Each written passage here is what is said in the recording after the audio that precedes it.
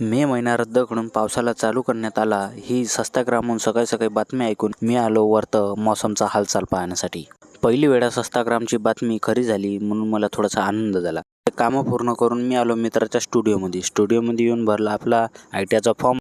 कारण की निवड्समध्ये आपल्या प्रेमाच्या समुद्रात एकही पोरगी न पडल्यामुळे म्हणून आलो आम्ही ITIमध्ये आपल्या प्रेमाच्या जाळ्यात सगळ्यांना फसवण्यासाठी.